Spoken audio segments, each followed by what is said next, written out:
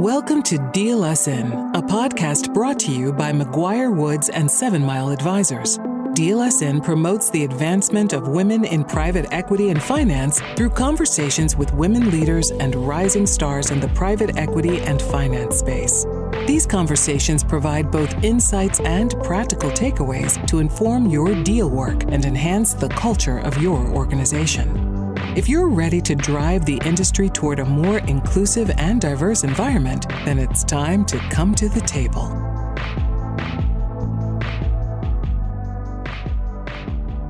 Hello, everyone. Welcome to the McGuireWoods Women in Private Equity and Finance podcast. My name is Phyllis Young, and I am a debt finance partner of the Dallas and Houston offices of McGuireWoods. Today, we are going to focus on the women in finance aspect of our podcast and learn about some of our guests' insight into the industry, as well as the current state of affairs. I'm joined today by Yasmin Hubiger, who is Senior Vice President, Middle Market Banking at Capital One. Yasmin, welcome to our podcast, and thank you for joining us today. Thanks, Phyllis. It's great to be here. Why don't we kick things off, Yasmin, by you telling us a little bit about your background? Sure. So I'm based in Houston, Texas, actually a native Houstonian. I've been at Capital One for 14 years. All of my career has really been spent in the banking sector.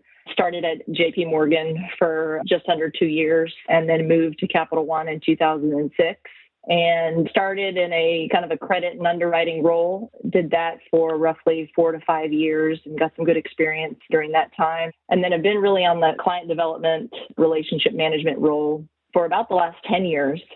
And so currently I am responsible for developing new client relationships in the Houston market. We kind of define middle market as mostly privately held businesses, some publics with, revenues, I'd say from 25 million to, not really a cap, but up to about 500 million on average is kind of where the space that we play. Up until late last year, I was mostly focused on the Houston market. And then in January, I actually took on some additional responsibilities to manage our Central Texas operations, which is San Antonio and Austin. And so that's a new responsibility that I've just taken on. And so looking forward to getting to know that market a little bit better. It sounds like you've got quite a lot of responsibility there and a lot of ground to cover that you're responsible for.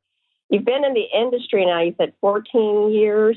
What was the culture like for you back, say, 10 years, 14 years ago? What was it like for women back then? And do you feel like it's improved? I think in some ways it's improved, but in many ways it's still the same. There's certainly more focus today around the promotion and advancement of women. I certainly see more women leaders industry-wide than I did 10 years ago. And I think there's been a huge investment overall in diversity inclusion efforts across the board for many companies. That being said, there's still a really large gap, I think, that needs to be closed culturally for women. Just a quick story on my part. This might have been 7 or 8 years ago. I had someone I worked pretty closely with that was going to go take on a different role. And he really wanted me to come with him. At the time, there wasn't a kind of a client-facing, client development role available for me to follow him. And so, his sell to me was, you're newly married. You're going to, I know you want to probably start a family. It's going to be tough if you want to continue in a client development role and relationship management. There's going to be dinners and weekends and things outside that are going to take you away from your family. Do you really want to do that? And it really kind of gave me pause to, hearing him sell that to me. And so I think it's just interesting. I don't think there's any, malice intent on his part in saying that. But I think it's just interesting to note that there's still a lot of that bias that exists where, even today, we think if you are a woman and you're trying to progress in your career and you're in a position that requires you to be out with clients and be away from family, that is something that you just don't want to do. So I just think it's kind of interesting how, that bias still exists today. I know some things that Capital One has done to create, a little bit better culture for women is, developing certain groups. Like we have something that I'm a part of at Capital One called the Emerging Women Leaders Group. This group gives us access to our senior leadership team in the form of networking events, in addition to various trainings and executive education. So I think there's different programmatic advances that are happening that are trying to advance women. I just think there's still a gap. I'm hopeful in 10 years we won't be saying this, but certainly there's been some progress. I just think we have some work to do. I agree. I think it's really interesting because what seems to me to be different too is that I do think there are a lot of organizations like Capital One are promoting women and having programs kind of like you described, and for the networking, the executive education, all of those aspects to help you be successful, be a leader. But what's interesting is to me is that I feel like, when you talk about that gap, when I think about some of my friends and colleagues, women who are in leadership roles now in their organizations, they don't have a lot of, I'm trying to think of the exact way to phrase it, but there are not a lot of models, I guess you could say, for them to follow, because a lot of them, they're the first woman in this particular type of role, or there's nothing to really look back on and say, okay, here's someone else I can really rely on their experience and use their experience as a model for me. So in a lot of ways, particularly like for senior women and the executive education, you reach a certain level and it's different from when you were, more junior or kind of in the middle of your career path. And so I feel like there needs to be right now for women more models that we can use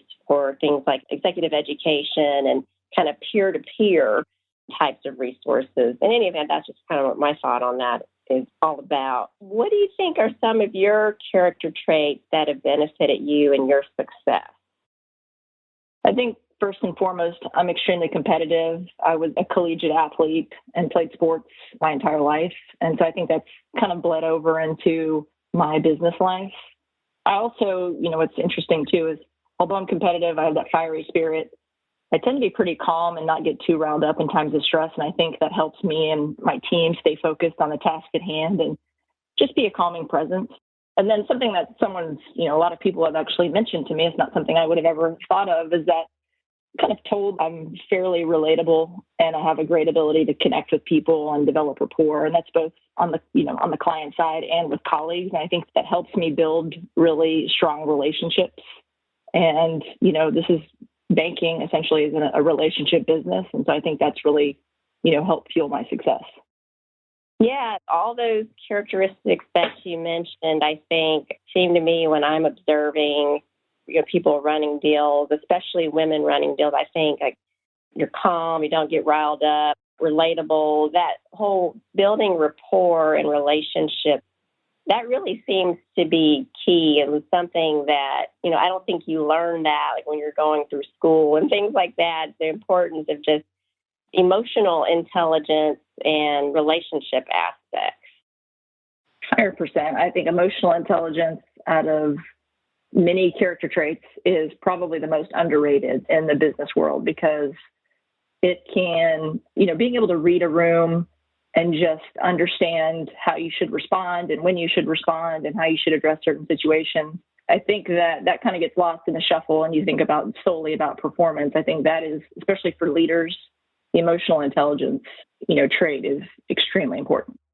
Yeah. And then you mentioned that you're competitive. I'm just curious, which sports did you play? So I played volleyball and basketball all growing up and volleyball in college. Oh, wow. So you're serious. I used to be serious, not quite as serious anymore, but you certainly don't lose the competitive edge, I think. And I think, playing a team sport at a high level has helped me today and, working collaboratively with teams, working on cross-functional teams and now leading teams. Personally, I'm not an athletic person when it comes to playing sports and that sort of thing, but I think one of my innate characteristics has always been, I can remember just from a very young age being very competitive, but I was more competitive with myself and always trying to outbest myself, really. And I feel like that's something that I've always kind of pulled on to get me through. Competition, it comes in many forms. It's not necessarily you have to play a sport. I would also say that I'm my own worst critic, essentially. So I push myself harder than anybody. I totally relate to that. And I tend to jump into, I feel like I have this characteristic about myself where I tend to jump into the most challenging situation just to kind of see how I will react within the situation and sort of get myself out of it. That's kind of one of the ways that I guess, compete with myself, is just kind of saying, how can I get into this really difficult situation and make it better, and everyone's happy and we walk away and it's a good thing. Yep, absolutely. So, Yasmin, what's some of your advice to banks, investment banks, financial institutions that are seeking to increase the number of women at their firms? Yeah, that's an interesting question, Phyllis. I'd kind of be interested to hear your take too on the law firm side. But I think I know there's proven data around why having a more diverse workforce is beneficial to a company's performance. I think there's some statistics out there that say, companies with the highest level of diversity, either gender, ethnic, or racial, are anywhere from 15 to 35% more likely to have financial returns above the industry average. So it's proven to be in our firms and companies' best interest to do so. I think other firms are farther ahead than finance in general. Some things that could be done to attract, is not only attract, I think retainage is a bigger issue that we're dealing with. Women is investing in better benefits such as flexible work arrangements, work from home when you need to. Something that I really valued having small children at Capital One is longer maternity leave. For both my kids, I got 18 weeks maternity leave, and I can't tell you how nice it was to be able to have that time and not worry about having to go back to work right away, and just be able to spend that time with a new baby as a new mom. I know that, I hear some friends and colleagues that, dealt with, starting families a number of years ago were talking about 6 weeks and they were back at the office and working the same number of hours. And I can't even imagine having to do that. I think I was still in a fog 12 weeks in. So I think that it's also important to, try to build a culture where women aren't afraid to utilize those benefits for fear it may be viewed they aren't working as hard. I think we all know today with technology and the advances we've made, while we might leave a little early to go home and, take care of some things at the house, a number of us are logging back in later at night. So I think, when you get your work done isn't as important as it used to be, like an 8 to 5 type schedule. I think we're all working a number of hours and it could be spotty throughout the day, but I think that's a trade-off we have to have some flexibility to be home when we want. That also means fostering an environment and culture where work-life balance is a reality, basically, and not something we just talk about. I think that's really important. Yeah, I think all of those things that you mentioned are things that I think it's very similar in law firms. I'm really curious, the work from home, I think kind of right now we're showing that you can work from home and be just as productive with your job, some cases more productive. So I kind of hope some of those types of aspects, people's mindsets anyway about that will start to change, and that will help add to increasing the number of women at financial institutions, banks, as well as law firms.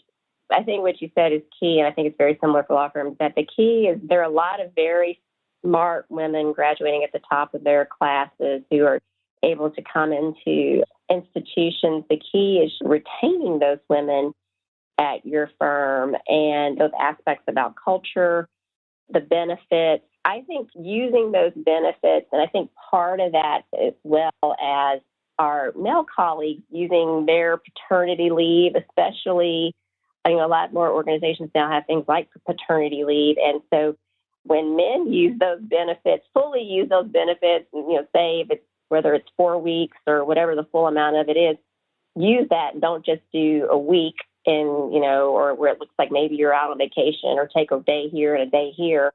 Especially in men who are in more senior positions, I think the men will get more comfortable with that. And then as a result, everyone's kind of view of the totality of the circumstances will start to change. There's still all those things. I think it's just kind of little by little, it helps, and it helps change people's attitudes and mindsets about things. Your first story about the coworker who was saying, if you're going to be doing business development, you're going to have to be going to dinners and talking to people. And you're like, I can do that. I've been doing that my whole life.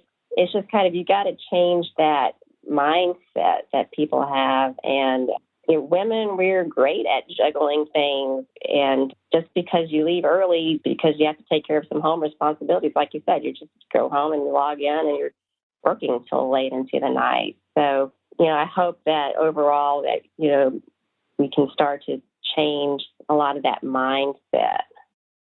And you're right, it's not just women, it's men too. And back on the paternity leave point you made, I think a lot of companies are giving more paternity leave for men. I know my husband, I think, got 6 weeks. And when he told me that, I got excited. I said, oh, great. You will be able to really settle in as a family. And he's like, I can't take all that. I said, why? He's like, nobody takes all of it. Like, maybe I'll be off for 2 weeks. And so, for him to say that, right, obviously it's almost, he must have felt that, culturally it was not acceptable for him to take all of that time off. And certainly women, feel that as well. But I think it's across the board. I think we have to change the mindset to really make some progress on those aspects. Absolutely. So what's a goal that you have set for yourself in the coming year? Well, it's interesting. If you had asked me this in late February or early March, probably would have told you something very different than what I would tell you today. So I'd tell you at the beginning of the year, my goal was I'd taken on some new responsibility. I really wanted to get to know my new team and, build a trust and relationship with the team in Central Texas, and also execute on a strategy to help grow our presence there. I think while that's still certainly, part of my plan, I think it's shifted a bit given the current challenges. I think my focus is just trying to be very customer centric, staying in touch with clients. As you're aware, we're all dealing globally with, a health crisis. My goal now, I think, for the rest of 2020 is just to be laser focused on clients and their needs. And then on a personal and professional level, really just try to remember to worry about things I can control. I think early on, I think the stress levels were high, working at home, kids are home, a lot of uncertainty. And at a certain point, you can control only certain things, and it's important to remember those. And so I especially had to remind myself of that occasionally. So I think that's kind of how my goals have shifted as the year goes on. And as this is evolving, I'm sure, in 3 months it might change, but it's a very fluid time, but that's kind of what I'm focused on for now. What are some things that you're doing to stay in touch with your clients? Have you found any sort of creative ways to do that, or is it just kind of the old-fashioned pick up the phone and talk to someone? I think it's still phone, Zoom meetings. I've done more video calls in the last 3 months than I ever have. I think pre-COVID, my tendency was to, either you just hop on a conference call or you would meet with a client or someone in person. And so since the in-person is out, I think I've actually really come to embrace video because I like to read body language too when I talk to people. So at least you can see their face and gauge reactions and things like that. So I think it's still a lot of phone calls and emails, but, video has certainly taken over a large portion of that as well. Yeah, and do your clients, I'm curious, do your clients feel like they're comfortable with the Zoom and video conferencing, or kind of how do you feel like clients are reacting to that? Some are better than others. I think our clients have had to embrace it as well. I think it just depends on the business that they're in. Some are, we've sent invites and they'll send me a text before the meeting saying, I can't, I'm having challenges. How do I log into this? And then, there's some that are pros. So I think it's a mixed bag, just depending on the industry and how they normally run their business. And some have embraced it because they've also had to with their associates and clients as well. I'm kind of experiencing a similar, even myself, I have plenty of times when I've tried to call in and the audio is not working, or for some reason my camera is upside down and I look upside down or something. It can be a challenge, but I definitely think that it seems to be the wave of the future. And I'm thinking that probably even after all of this is over, a lot of that will continue as far as the Zoom meetings and things like that. And hopefully, possibly because a number of people are continuing to work from home, and you kind of have that mix, and we're just going to have to adapt and have sort of a mix of ways that we're interacting with people. Absolutely. I definitely think it's going to become part of our new normal as we come out of this. Yeah.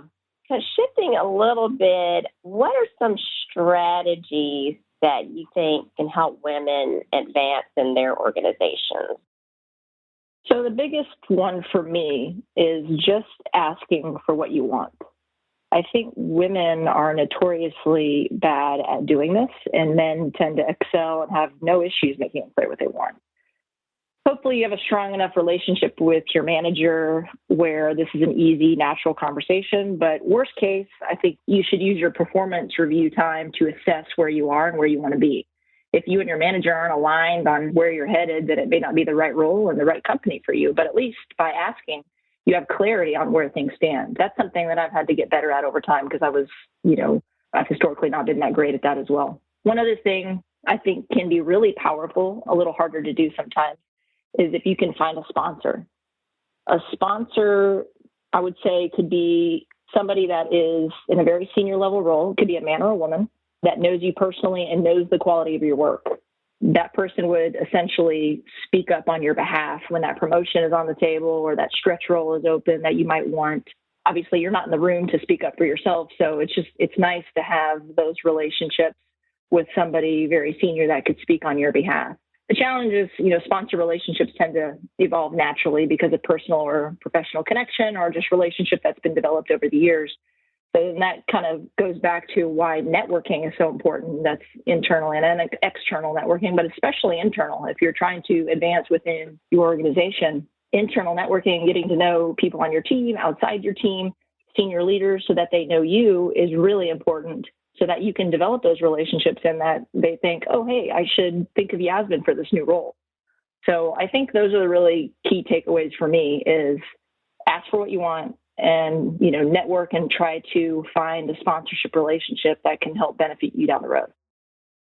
Definitely. I agree with both of those strategies. And I do think it's sometimes harder I think a lot of times women, we think we're doing a good job and it's clear we're doing a good job. And so we're waiting for, as a result of that, to be rewarded for our good job as opposed to being more proactive about going out and saying, telling people, I've been doing a good job. This is what I want.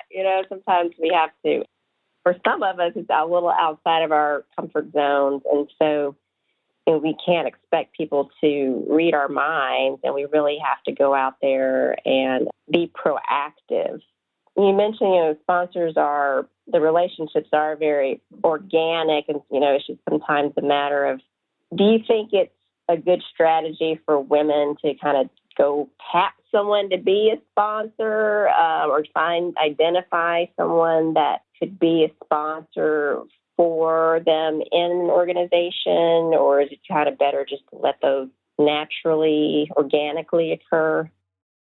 I mean, I think certainly it's tricky. While I think it's important for the relationship to naturally and organically develop, so you either connect with somebody or you don't, and somebody thinks that you're doing a good job, that might take time for them to see your work product, for them to understand how you work and what type of value you add to the organization. I think once the relationship is developed, not that I've said, hey, Phyllis, will you be my sponsor? But once I know that we have a good relationship, a good rapport, you've seen my work product, I don't think there's anything wrong with saying, Phyllis, there's this opportunity I'm really interested in, and I'm not sure if you have any insight into, what avenue the organization is going to go, but if you're open to it, would you be willing to speak on my behalf? I don't think there's anything wrong with saying something like that. I just think it's tricky to go tap somebody and say, will you be my sponsor? I think they do happen organically, and they have to, there has to be a connection, I think personal and professional, for it to work. Right. Overall, I guess it's just kind of really being proactive, taking that control, and really just, again, I think it's just a lot just comes back to relationships, right? 100%. Always comes back to relationships. Why, Yasmin, do you actively support diversity in the boardroom and at the executive ranks? Well, I think I touched on this a little bit already, but obviously there's data out there that supports why, women in leadership roles or boardroom type roles, have higher performing organizations. I think also, though, you have to look at it from the standpoint of, when women ascend to these leadership roles, they become role models to girls and other women. I think we need more of that. More women leaders also influence, high-level decision-making that will pave the way towards more gender equality in finance. And then also, something we haven't talked about much is the gender pay gap. I think that still exists. So I think we need more of a seat at the table to help solve some of these issues and the gaps that we've discussed in some of the prior questions. And, finally, I'll just say I have a daughter, and it's important to me for there to be really strong role models for her so that when she's at a point where she's ready to enter the workforce, she's not, dealing with some of these same issues, and she's got good, strong role models in senior roles at the board level to look to. Yeah, absolutely. And she'll certainly have a role model in you. Well, I hope so. I'm not sure she'll see it that way, but I hope she does. Was there anyone who inspired you to go into finance, or is there an example of someone who is currently or who has inspired you in finance? Yeah, I think there's a couple people that come to mind as far as who inspire me and still inspire me today. One I'll talk about is actually my manager now, Jim Nicholas. I'm not saying this for brownie points, so if Jim listens, this is definitely not for bonus points on performance review time. But so Jim is probably one of the kindest, most genuine human beings that I've ever met. And his best trait as a leader is that he unequivocally, working for him, I have zero doubt that he has my own best interest, is top priority for him. So when he is talking about me at come performance review time, when in talking with other senior leaders, I know that he has my best interest and he's got my back. And I think it's a really unique trait. I think a lot of leaders, say all the right things, but do they really walk the walk? If I could take one thing out of his playbook, it would be that exact thing. It's to try to foster an environment where all of my team and my associates that work for me feel valued, feel like I've got their back, and like there are no ulterior motives. And that is 100% Jim. And I think it's really, really unique. And so he's just a really genuine person. And to me, that's inspiring because it makes it really easy to go to work. And, I just go to work and I do my job. And I know he's there to support me. So I think that's huge. So that's one. And then another one I'll point out, we talked about sponsors a little bit. And I'm not a big proponent of mentorship relationships. Also think they can be tricky because I know a lot of organizations try to assign mentors, and sometimes that works and other times it doesn't, just because, again, there has to be a personal connection, I think, for that to really work effectively. Thankfully, when I took on a role on the relationship side, I was given a mentor and it worked out, beyond well. Her name is Catherine, and she and I are still friends, and I still consider her a mentor today. I just think it's been really nice to have a, more senior person that you can talk about work issues, about balancing work and home life issues, about how to handle certain situations. And so I've had that for a number of years. And while I've certainly grown in my career over those years, and we still talk today, maybe not in the same context that we did 10 years ago, but I think, having her to help me along the way has been instrumental in my growth. Yeah, I've had some of those female mentors, especially in more senior positions. And as, a senior woman myself now, I feel like you always value those relationships and that being able to relate, especially. And it's funny, too, because, a lot of times you see people like that maybe are your role models or mentors, and you think, oh, they're perfect. They're reacting to these situations in the most perfect way you could. And then when you're talking to them and you relate to them and you say, oh, they have these little flaws, too, that make them human. I think it even kind of adds more so to that relationship and what I get out of it. Oh, definitely.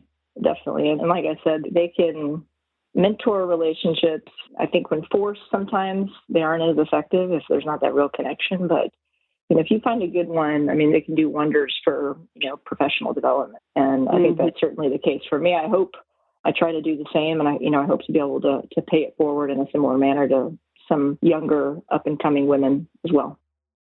Yeah, I have. It's funny because at a certain point in my career, probably even as a senior associate before I even made partner, what I started observing was that a lot of younger women, law students and younger associates were looking to me as a role model and a mentor and coming to me for advice. And I always thought it was a very, unique position to be in and a position of trust. But, I enjoy being a mentor and helping people because I want to see people succeed and be successful and be happy in their careers. You talked about your manager who, makes people feel valued, makes the team members feel valued. I think that a leader who can make their team members feel valued, notwithstanding, and that they're doing a lot of things. They're managing the business. They're working with clients. They're doing personal things. They've got all these other things going on in their lives, yet when they're dealing with you sort of individually, they're still sort of calm and making you feel valued. I just think that's probably one of the greatest traits you can have as a leader.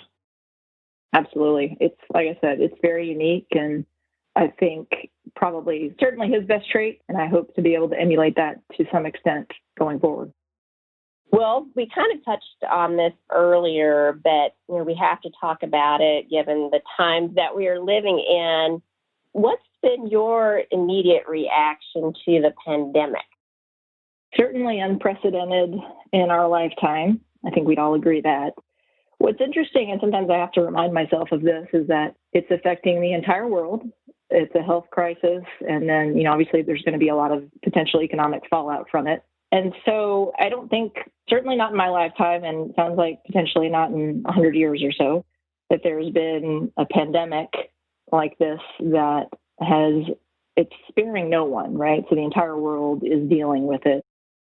Yeah, it's definitely been challenging. And, looking back even just 2 months ago, it feels like that was years ago, or somehow it just feels like such a compressed amount of time. We've really experienced a lot. And so the pace at which changes are happening is certainly something I've never had to deal with.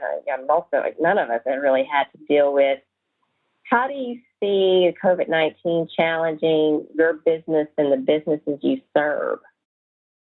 I hate to beat a dead horse, but I think I'm just going to go back to uncertainty. I think obviously it depends on what industry you're in. Some industries are significantly impacted, hospitality and, among others. But then you've got others that may not be impacted directly, but there could be an indirect impact down the road just based on demand issues and changing behaviors of consumers.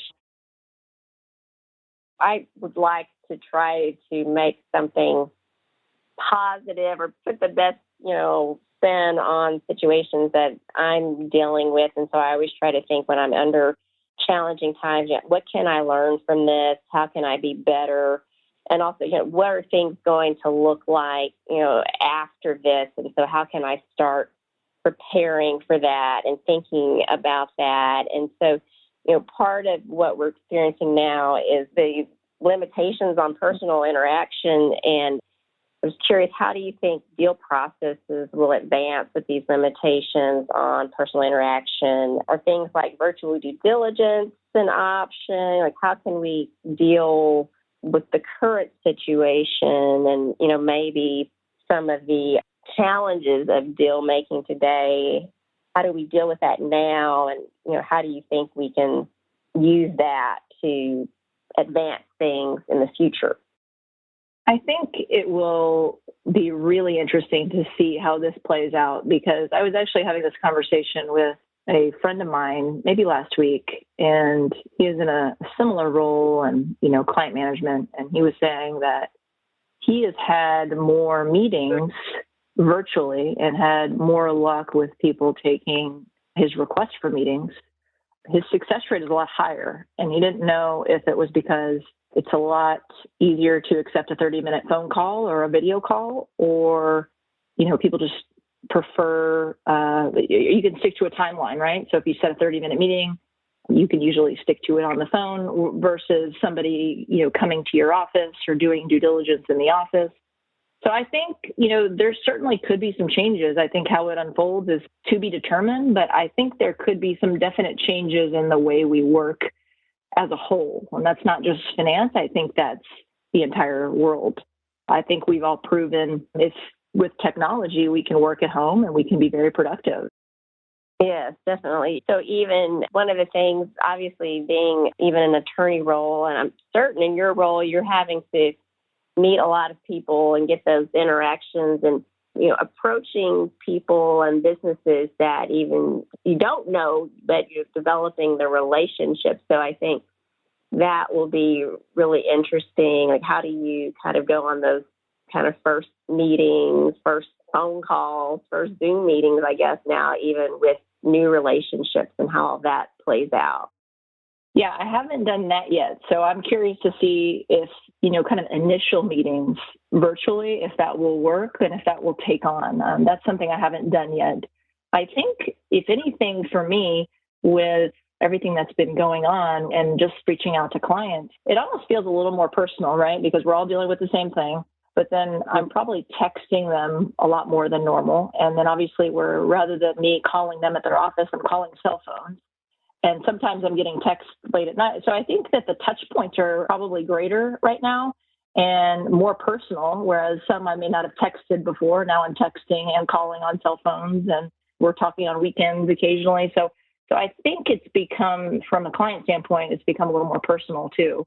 But I think the communication definitely morphed into, kind of email, text, Zoom.